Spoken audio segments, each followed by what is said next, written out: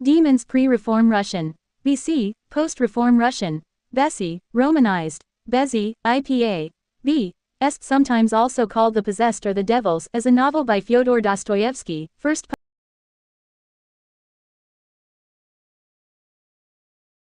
published in the journal The Russian Messenger in 1871–72. It is considered one of the four masterworks written by Dostoevsky after his return from Siberian exile, along with Crime and Punishment 1866, The Idiot 1869, and The Brothers Karamazov 1880.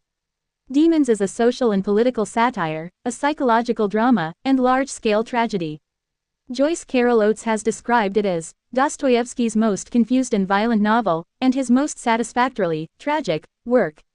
1. According to Ronald Hingley, it is Dostoevsky's greatest onslaught on nihilism, and one of humanity's most impressive achievements, perhaps even its supreme achievement, in the art of prose fiction. 2. Many great writers including Joseph Brodsky, Marek Lasko, Sergei Dovlatov have lauded it as the greatest novel ever written. Demons is an allegory of the potentially catastrophic consequences of the political and moral nihilism that were becoming prevalent in Russia in the 1860s. 3. A fictional town descends into chaos as it becomes the focal point of an attempted revolution, orchestrated by master conspirator Pyotr Verkhovensky. The mysterious aristocratic figure of Nikolai Stavrogin, Verkhovensky's counterpart in the moral sphere, dominates the book, exercising an extraordinary influence over the hearts and minds of almost all the other characters. The idealistic, Western-influenced intellectuals of the 1840s, epitomized in the character of Stepan Verkhovensky, who is both Pyotr Verkhovensky's father and Nikolai Stavrogin's childhood teacher, are presented as the unconscious progenitors and helpless accomplices of the demonic forces that take possession of the town. The original Russian title is Bezzy, Russian, Bessie, singular bees, bays, which means demons. There are 3 English translations: The Possessed, The Devils, and Demons. Constance Garnett's 1916 translation popularized the novel and gained it notoriety as The Possessed, but this title has been disputed by later translators. They argue that The Possessed points in the wrong direction because Bezzy refers to active subjects rather than passive objects, possessors, rather than the possessed. 4. 5. Demons, in this sense, refers not so much to individuals as to the ideas that possess them. For Dostoevsky, ideas are living cultural forces that have the capacity to seduce and subordinate the individual consciousness, and the individual who has become alienated from his own concrete national traditions is particularly susceptible. 6. According to translator Richard Pavere, the demons are that legion of isms that came to Russia from the West. Idealism, rationalism, empiricism, materialism, utilitarianism, positivism, socialism, anarchism, nihilism, and, underlying them all, atheism. 7. The counter-ideal expressed in the novel through the character of Ivan Shatov is that of an authentically Russian culture growing out of the people's inherent spirituality and faith, but even this, as mere idealization and an attempt to reassert something that has been lost, is another idea and lacks real force. 8. In a letter to his friend Apollon Makov, Dostoevsky alludes to the episode of the exorcism of the Gerasene demoniac in the Gospel of Luke as the inspiration for the title. Exactly the same thing happened in our country. The devils went out of the Russian man and entered into a herd of swine. These are drowned or will be drowned, and the healed man, from whom the devils have departed, sits at the feet of Jesus. 9. Part of the passage is used as an epigraph, and Dostoevsky's thoughts on its relevance to Russia are given voice by Stepan Verkhovensky on his deathbed near the end of the novel. In late 1860s Russia there was an unusual level of political unrest caused by student groups influenced by liberal, socialist, and revolutionary ideas. In 1869, Dostoevsky conceived the idea of a pamphlet novel directed against the radicals. He focused on the group organized by young agitator Sergei Nechayev, particularly their murder of a former comrade, Ivan Ivanov Rue, at the Petrovskaya Agricultural Academy in Moscow. Dostoevsky had first heard of Ivanov from his brother-in-law, who was a student at the academy, and had been much interested in his rejection of radicalism and exhortation of the Russian Orthodox Church and the House of Romanov as the true custodians of Russia's destiny. He was horrified to hear of Ivanov's murder by the Nechayevists, and vowed to write a political novel about what he called the most important problem of our time. 10. Prior to this, Dostoevsky had been working on a philosophical novel entitled The Life of a Great Sinner, examining the psychological and moral implications of atheism. The political polemic and parts of the philosophical novel were merged into a single larger-scale project, which became Demons. 11. As work progressed, the liberal and nihilistic characters began to take on a secondary role as Dostoevsky focused more on the immoralism of a charismatic aristocratic figure, Nikolai Stavrogin. 12. Although a merciless satirical attack on various forms of radical thought and action, Demons does not bear much resemblance to the typical anti-nihilist novels of the era, as found in the work of Nikolai Leskov, for example, which tended to present the nihilists as deceitful and utterly selfish villains in an essentially black and white moral world. 13. Dostoevsky's nihilists are portrayed in their ordinary human weakness, drawn into the world of destructive ideas through vanity, naivete, idealism, and the susceptibility of youth. In reimagining Nechaev's orchestration of the murder, Dostoevsky was attempting to depict those diverse and multifarious motives by which even the purest of hearts and the most innocent of people can be drawn into committing such a monstrous offense. 14. In A Writer's Diary, he discusses the relationship of the ideas of his own generation to those of the current generation, and suggests that in his youth he too could have become a follower of someone like Nechaev. 1.5. As a young man, Dostoevsky himself was a member of a radical organization, the Petrashevsky Circle, for which he was arrested and exiled to a Siberian prison camp.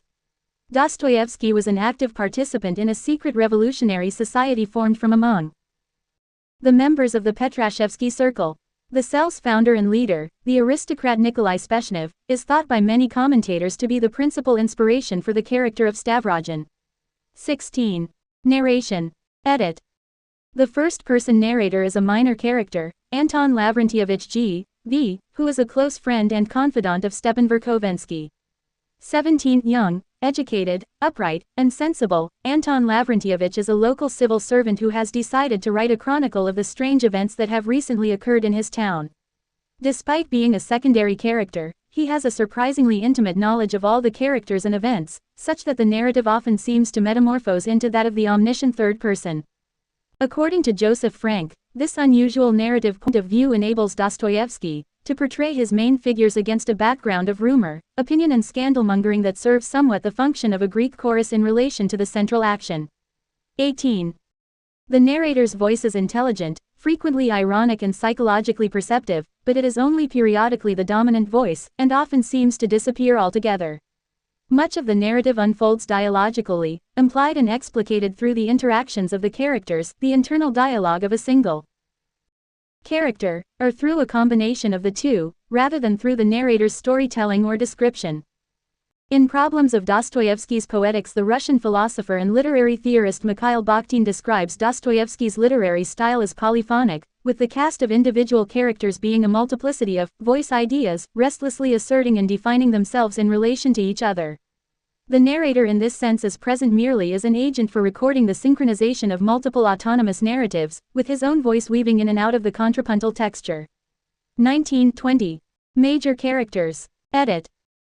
Stepan Trofimovich Verkovensky is a refined and high-minded intellectual who unintentionally contributes to the development of nihilistic forces, centering on his son Fyodor Stepanovich and former pupil Nikolai Stavrogin, that ultimately bring local society to the brink of collapse.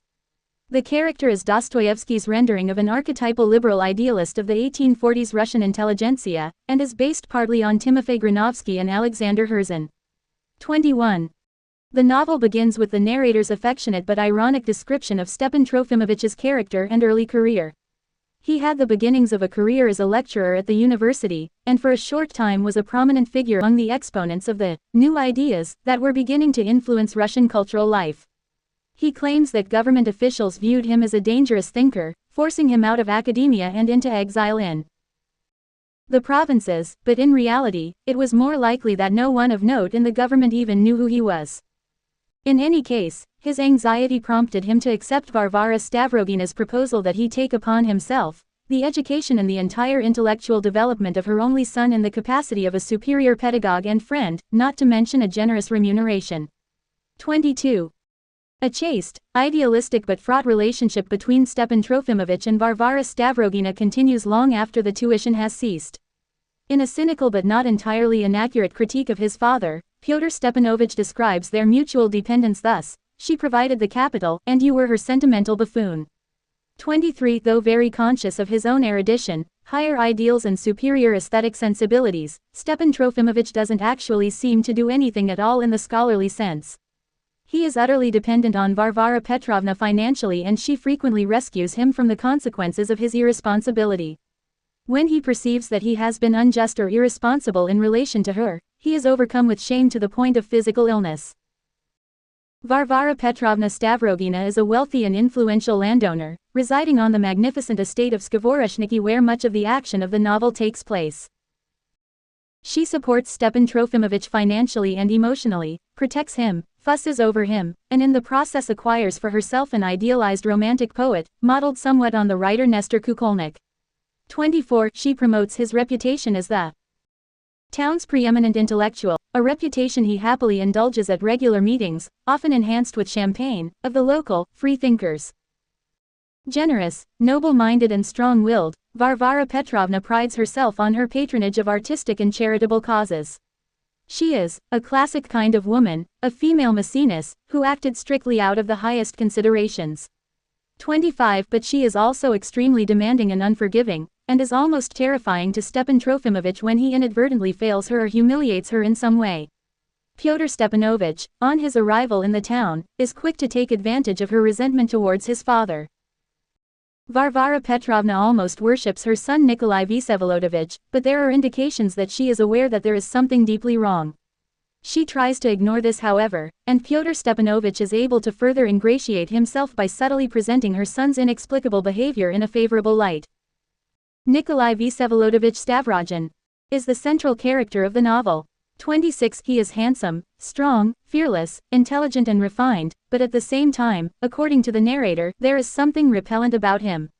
27. Socially he is self-assured and courteous, but his general demeanor is described as stern, pensive and apparently distracted. 28. Other characters are fascinated by Stavrogin, especially the younger Verkovensky, who envisions him as the figurehead of the revolution he is attempting to spark. Shatov, on the other hand, once looked up to him as a potentially great leader who could inspire Russia to a Christian regeneration. Disillusioned, he now sees him as an idle, footloose son of a landowner, a man who has lost the distinction between good and evil. According to Shatov, Stavrogin is driven by a passion for inflicting torment, not merely for the pleasure of harming others, but to torment his own conscience and wallow in the sensation of moral carnality. 29. In an originally censored chapter included as Etikons, in modern editions Stavrogin himself defines the rule of his life thus: that I neither know nor feel good and evil, and that I have not only lost any sense of it, but that there is neither good nor evil, and that it is just a prejudice. 30. In a written confession given to the monk Tikhon he tells of a number of crimes, including raping and driving to suicide a girl of only 11 years. He describes in detail the profound inner pleasure he experiences when he becomes conscious of himself in shameful situations, particularly in moments of committing a crime. 31. When in Petersburg Stavrogin had secretly married the mentally and physically disabled Maria Lebyadkina. He shows signs of caring for her, but ultimately becomes complicit in her murder. The extent to which he himself is responsible for the murder is unclear, but he is aware that it is being plotted and does nothing to prevent it. In a letter to Darya Pavlovna near the end of the novel, he affirms that he is guilty in his own conscience for the death of his wife. 32. Fyodor Stepanovich Verkovensky is the son of Stepan Trofimovich and the principal driving force of the mayhem that ultimately engulfs the town. The father and son are a representation of the ideological connection Dostoevsky perceived between the liberal idealists of the 1840s and the nihilistic revolutionaries of the 1860s. 3. The character of Fyodor Stepanovich was inspired by the revolutionary Sergei Nechayev, in particular the methods described in his Manifesto Catechism of a Revolutionary. 34. In the Catechism revolutionaries are encouraged to aid the growth of calamity and every evil, which must at last exhaust the patience of the people and force them into a general uprising. 35. Verkovensky's murder of Shatov in the novel was based on the Nechayevites' murder of Ivanov. 36. Fyodor Stepanovich claims to be connected to the Central Committee of a vast, organized conspiracy to overthrow the government and establish socialism. He manages to convince his small group of co-conspirators that they are just one revolutionary cell among many, and that their part in the scheme will help set off a nationwide revolt. Fyodor Stepanovich is enamored of Stavrogin, and he tries desperately, through a combination of ensnarement and persuasion, to recruit him to the cause. The revolution he envisages will ultimately require a despotic leader, and he thinks that Stavrogen's strong will, personal charisma and unusual aptitude for crime, 37, are the necessary qualities for such a leader. Fyodor Verkhovensky, according to Stavrogen, is an enthusiast. 38. At every opportunity he uses his prodigious verbal abilities to sow discord and manipulate people for his own political ends. His greatest success is with the governor's wife, and he manages to gain an extraordinary influence over her and her social circle. This influence, in conjunction with constant undermining of authority, figures like his father and the governor, is ruthlessly exploited to bring about a breakdown of standards in society. Ivan Pavlovich Shatov is the son of Varvara Stavrogina's deceased valet. When he was a child she took him and his sister Darya Pavlovna under her protection, and they received tutoring from Stepan Trofimovich. At university Shatov had socialist convictions and was expelled following an incident. He traveled abroad as a tutor with a merchant's family, but the employment came to an end when he married the family's governess who had been dismissed for free-thinking. Having no money and not recognizing the ties of marriage, they parted almost immediately. He wandered Europe alone before eventually returning to Russia. By the time of the events in the novel Shatov has completely rejected his former convictions and become a passionate defender of Russia's Christian heritage. Shatov's reformed ideas resemble those of the contemporary philosophy Pochvenichestvo, roughly, return to the soil, with which Dostoevsky was sympathetic.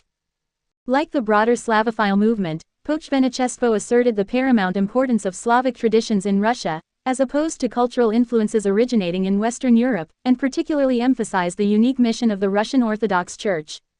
Shatov goes further by describing that mission as universal rather than merely Russian. 39. Generally awkward, gloomy and taciturn, Shatov becomes emotional and loquacious when aroused by an affront to his convictions. 40. In the chapter, Night, he engages in a heated discussion with Stavrogen about God, Russia and morality. As a younger man Shatov had idolized Stavrogen, but having seen through him and guessed the secret of his marriage, he seeks to tear down the idol in a withering critique. 41. Stavrogen, though affected, is certainly not withered, and answers by drawing attention to the inadequacy of Shatov's own faith, something Shatov himself recognizes. 42. Shatov's relationship with Fyodor Verkhovensky is one of mutual hatred. Verkhovensky conceives the idea of having the group murder him as a traitor to the cause, thereby binding them closer together by the blood they have shed.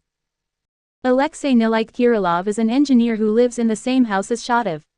He also has a connection to Verkhovensky's revolutionary society, but of a very unusual kind. He is determined to kill himself and has agreed to do it at a time when it can be of use to the society's aims. Like Shatov, Kirilov has been deeply influenced by Stavrogen, but in a diametrically opposed way. While inspiring Shatov with the ecstatic image of the Russian Christ, Stavrogen was simultaneously encouraging Kirilov toward the logical extremes of atheism, the absolute supremacy of the human will. 43. If God does not exist, according to Kirilov, then all will is mine, and I am obliged to proclaim self-will. 44. This proclamation must take the form of the act of killing himself, with the sole motive being annihilation of mankind's fear of death, a fear implicit in their belief in God. He believes that this purposeful act, by demonstrating the transcendence of this fear, will initiate the new era of the man-God, when there is no God other than the human will.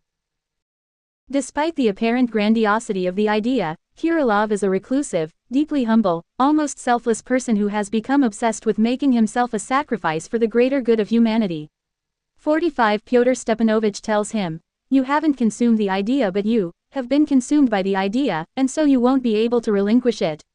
46. The motives are of no interest to Pyotr Stepanovich, but he recognizes the sincerity of Kirilov's intention and incorporates it into his plans as a means of deflecting attention from the conspiracy. Other characters. Lizaveta Nikolaevna Tushina, Liza, is a lively, beautiful, intelligent and wealthy young woman. She is the daughter of Varvara Petrovna's friend Praskovia, and is another former pupil of Stepan Trofimovich. She has become ambiguously involved with Stavrogen after their encounter in Switzerland and seems to oscillate between deep love and profound hatred for him. She is resentful and suspicious of Dasha's strange intimacy with him, and is extremely anxious to understand the nature of his connection to Maria Lebyadkina during the time when the marriage is still a secret. Liza becomes engaged to her cousin Mavriky Nikolaevich, but remains fixated on Stavrogen even after he openly acknowledges his marriage. Darya Pavlovna Dasha is Shatov's sister, the protégée of Varvara Petrovna, and for a short time the fiancée of Stepan Trofimovich. She is the reluctant confidant and nurse of Stavrogen. Maria Timofeevna Lebyadkina is married to Nikolai Stavrogen. Though childlike, mentally unstable and confused, she frequently demonstrates a deeper insight into what is going on, and has many of the attributes of a holy fool.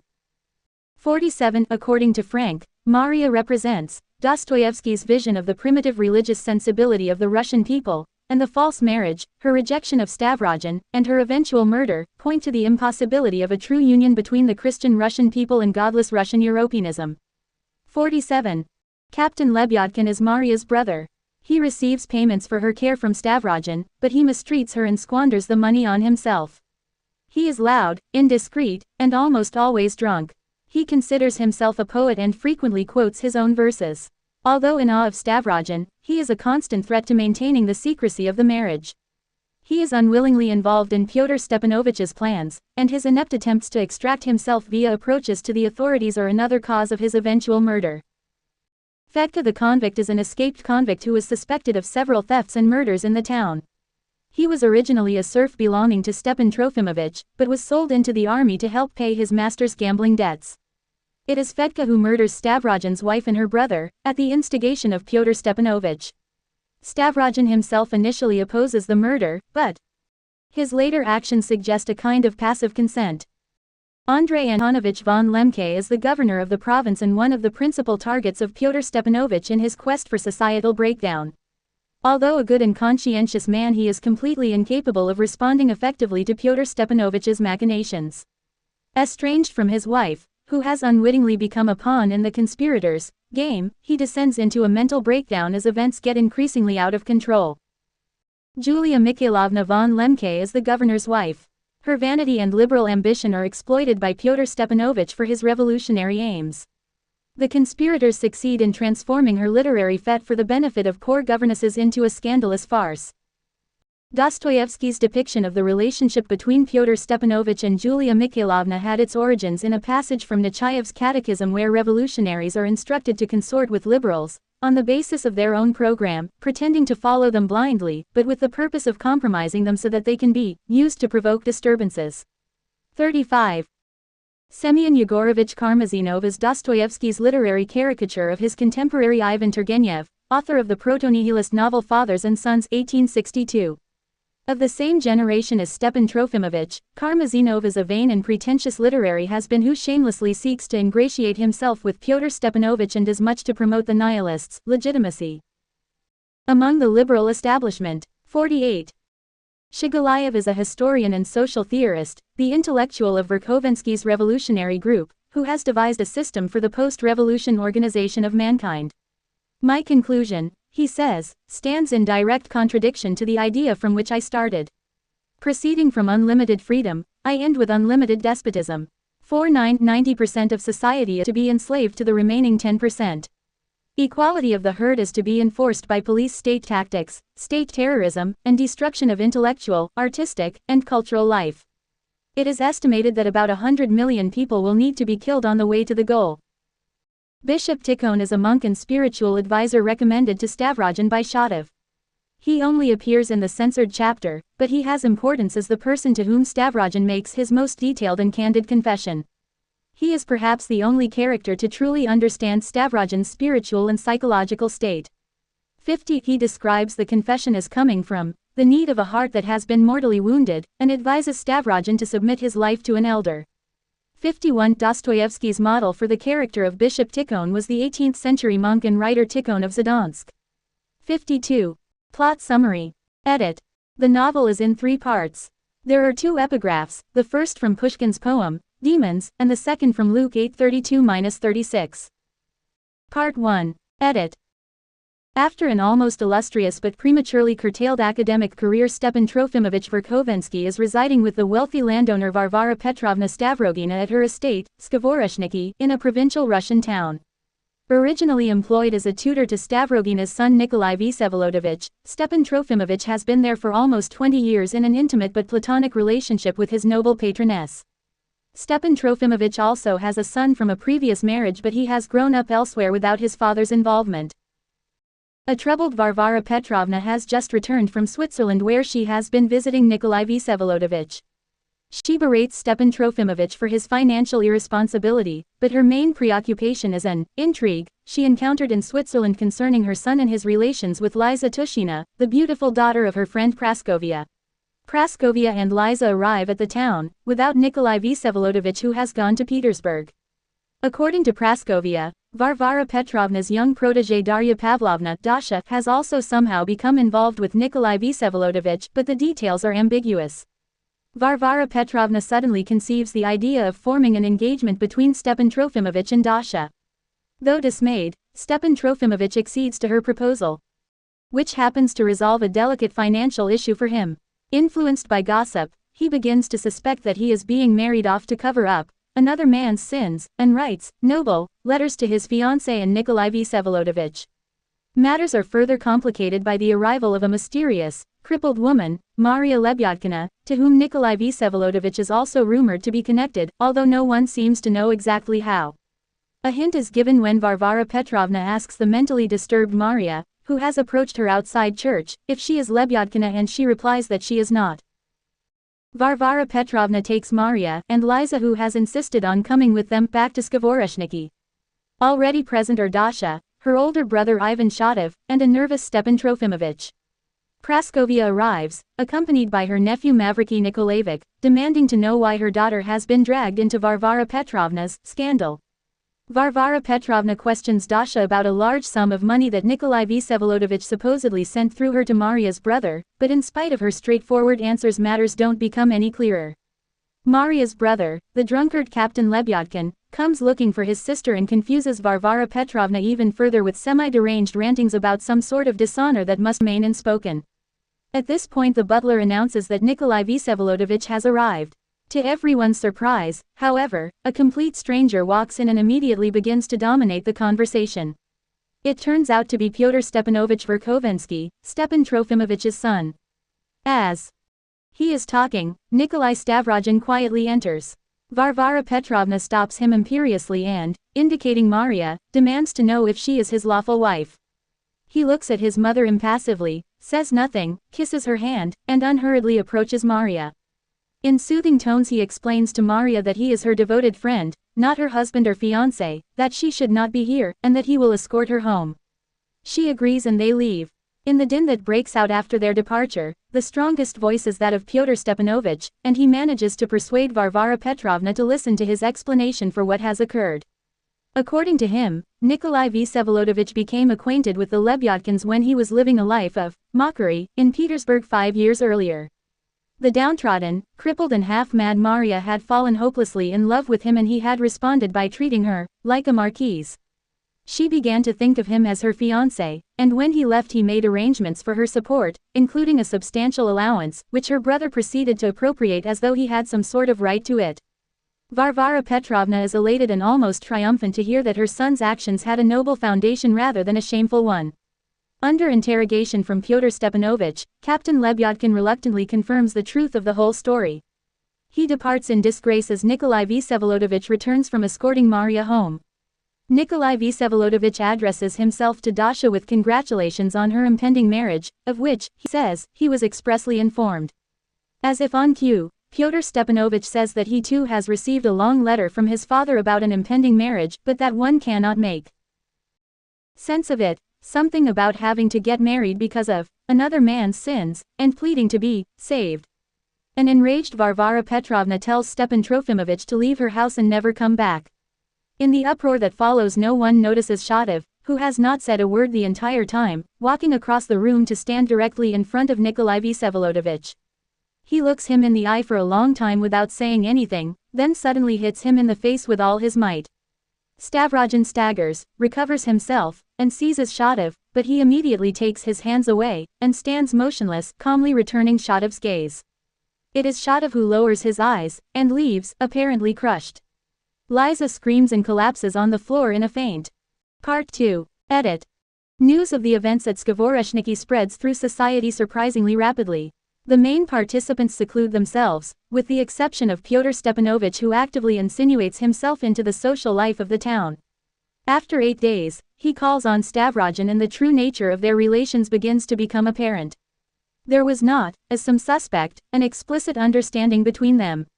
Rather, Pyotr Stepanovich is trying to involve Stavrogen in some radical political plans of his own, and is avidly seeking to be of use to him. Stavrogen, while he seems to accept Pyotr Stepanovich acting on his behalf, is largely unresponsive to these overtures and continues to pursue his own agenda. That night Stavrogen leaves Skvoreshniki in secret and makes his way on foot to Filipov's house, where Shatov lives. The